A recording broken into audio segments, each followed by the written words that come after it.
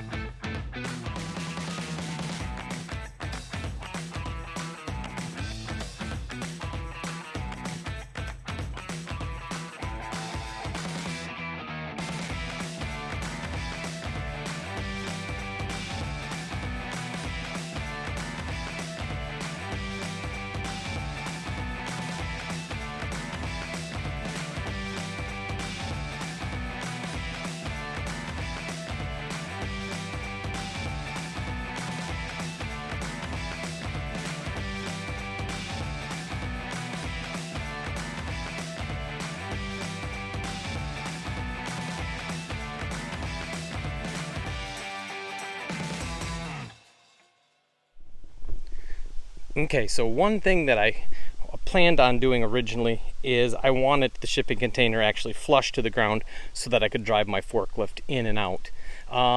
As you can see, I didn't get that done. I just have it level so that the doors operate easily. And so that would be something I will do. I'll just take the high lift jacks, jack it up a little bit, dig it out and set it down and try to get the whole thing down a little bit. In the back, it's not that big of a deal. As you can see, I'm on a little bit of a slope here. And so, you know, that's just the way that is. It's all open and it's sloped slightly that way. So I should have pretty good drainage back there. So things that I would do differently for moving it. So this right here is one of the logs that I used. I cut it up, had a whole bunch of them. It's actually a telephone pole. So I had a couple of like 6-foot pieces of telephone pole. So I cut them up into about 2-foot pieces. So I would have a whole bunch of them to go down the sides. And I cut them up small enough to where they'd be easy to pick up and move. And I thought that would be easier for everybody. But what ended up happening is they would catch just a little bit and turn, and then as you were rolling it would spit them right out one direction or the other. They'd either go under the container or out from underneath it. In the video you could see, you may have noticed that at one point it slid, and it was very, very close to my house. That's because one of the logs kind of dug in, slid the shipping container. So I would go with longer pieces all the way across, even though it would be a little harder to manage them. I think it would be worth the sacrifice to make it a little bit more stable as far as those logs would roll, and you would see them starting to turn, I think, quicker than those little short ones. So my plan is I have everything that used to be in the little cabin, which is a bunch of Jeep parts, Land Rover parts, car parts, this and that, and then I've got some odds and ends building materials, Jeep parts here as well, that have all been kind of sitting out, and some of it just kind of got dumped out of the shed to make space. So I got to get shelving put into the shipping container now, sort through this stuff. Some of it's going to go as junk, some of it's going to be good, and get this whole back all cleaned up.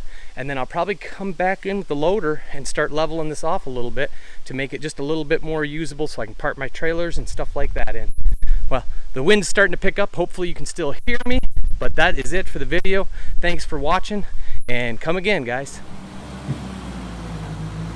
He's stuck.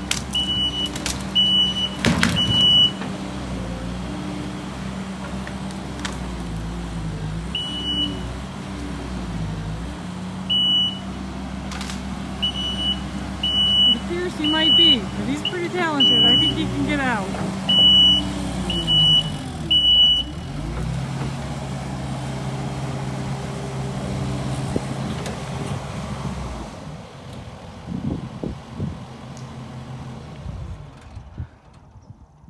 You stuck? Oh yeah.